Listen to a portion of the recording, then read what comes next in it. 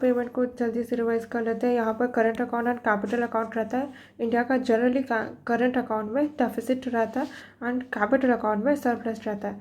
Capital account में क्या क्या आता है, जो एसेट ये सब से डील करने वाला है ना, तो लॉन्ग टर्म बेसिकली, तो फॉरेन डायरेक्ट इन्वेस्टमेंट हो गया, देन फॉरेन पोर्टफोलियो इन्वेस्टमेंट ये सारे आ जाएंगे इनमें। फिर loan and external commercial borrowing, तो क्योंकि इनका सेटलमेंट फ्यूचर में होगा, तुरंत नहीं हो रहा है, ऐसे करके याद रखना, ठीक है। जो तुरंत एक्सचेंज हो जाएगा, है ना, सारा लेन देन हाथों हाथ हो जाएगा, अभी सामान दिया और पैसे ले लिया, तो वो सब करंट अकाउंट में आ जाएगा। जिनका फ्यूचर में जाके सेटलमेंट होगा वो आएंगे कैपिटल अकाउंट में, बैलेंस ऑफ पेमेंट में।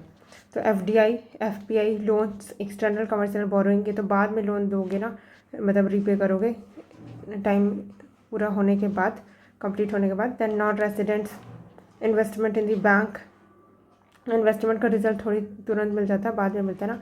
इंश्योरेंस, पेंशन स्कीम, ये सब तो कैपिटल अकाउंट में आता है ना। इंश्योरेंस का पैसा आप डेली डाल रहे हो, लेकिन 65 ईयर के बाद ही आपको इंश्योरेंस, मतलब 65 ईयर बोलते हो, वो तो पेंशन हो जाएगा, ठीक है।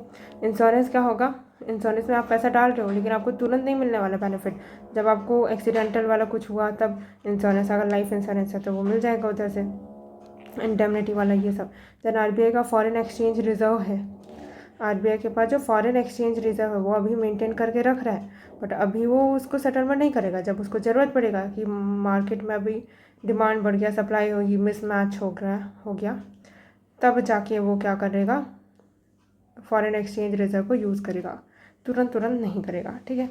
अब करंट अकाउंट में देख लेते हैं, तो हाथों हाथ लेन देन होगा, है ना। तो trade in the goods and services, अब इनमें भी सिर्फ गुड्स एंड सर्विसेज में अगर हम देख रहे हैं तो वो क्या कहलाता है, बैलेंस ऑफ ट्रेड कहलाता है। नेट ट्रेड इन गुड्स, कि कितना हमने गुड्स एंड सर्विसेज इंपोर्ट करी, एक्सपोर्ट करी, ये सब, तो नेट क्या था ये। अब इसी में प्राइमरी इनकम भी आता है, क्योंकि वेजेस आपको देने होते हैं ना, मंथली देने होते हैं। आपके जो एम्प्लॉय है वो काम किया होना है, तो फ्यूचर में जाके 3-4 साल बाद देंगे, बोलेंगे 10 साल बाद पहले काम करो, फिर 10 साल बाद देंगे सैलरी, तो ऐसे में तो कोई काम नहीं करेगा, इसलिए हाथों हाथ ही लेन देन होगा, है ना।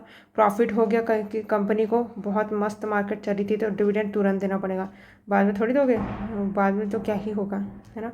इंटरेस्ट है, इंटरेस्ट भी तो तुरंत ही देना पड़ता है, जो भी आपका लोन है वो तुरंत ले पे करते रहते हो ना। फिर सेकेंडरी इनकम, इंटरेस्ट मिलते भी रहता है, इसको मिलते वाला ही याद रख लेना कि आपका पैसा अकाउंट में है तो मंथली कितना इंटरेस्ट मिल रहा है, तो वो मिलते रहता है, ऐसा नहीं कि लास्ट में जाके देंगे, मिलते रहता है वो। फिर सेकेंडरी इनकम मतलब कि रेमिटेंसेस, गिफ्ट, डोनेशंस, ये सब भी हाथों हाथ ही लेन देन हो जाता है ना। रेमिटेंसेस, जैसे केरला में बहुत सारे रेमिटेंसेस आ रहे हैं, तो ये सब तुरंत होते रहता है, ऐसा नहीं कि फ्यूचर में देंगे तुमको इतना रेमिटेंसेस, ऐसा नहीं होता।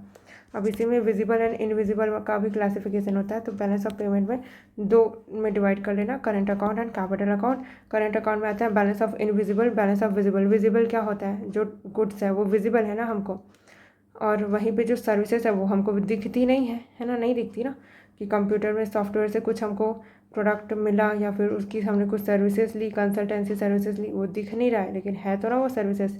फिर income, interest payment, net interest payment कितना था कि मैंने लोन दिया, लोन पटाने में जो पेमेंट किया मैंने इंटरेस्ट, और जो इंटरेस्ट मुझे मिला कि मैंने फिक्स डिपॉजिट करके रखा था, तो ये इनविजिबल में आएगा ना, दिख थोड़ी रहा है। गुड्स है वो दिख रहा है, इंटरेस्ट पेमेंट नहीं दिख रहा है ना। रेमिटेंसेस है वो भी नहीं दिख रहे हैं, इनविजिबल्स में आ जाएगा।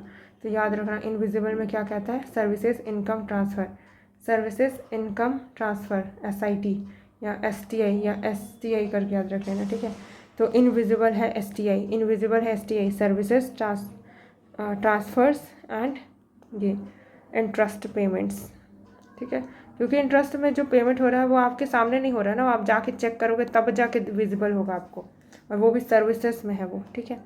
वैसे ही ट्रांसफ़र जो हो रहा है केरला से रेमिटेंसेस इधर ट्रांसफ़र किया जा रहा है, तो आपको दिख थोड़ी रहा है कि उसने कितना दिया, जब तक आप जाके नहीं देखोगे कि मेरे अकाउंट में कितने पैसे हैं, तो वो इनविजिबल है। विजिबल में सिर्फ गुड्स आएगा, तो इनविजिबल का तो कोई टेंशन नहीं है, ठीक है। और इधर कैपिटल अकाउंट में तो ऐसे ही पता चलते रहता है कि कैपिटल अकाउंट क्या फ्यूचर में जाके सेटलमेंट होगा, जैसे लोन होगा उसका फ्यूचर में सेटलमेंट होगा, इन्वेस्टमेंट किया तो उसका फ्रूट आपको बाद में मिलेगा, है ना। FDI, FPI, FII, depository receipt, external bonds issued by the government of India ने एक्सटर्नल बॉन्ड इशू किए तो फ्यूचर में जाके सेटलमेंट होगा।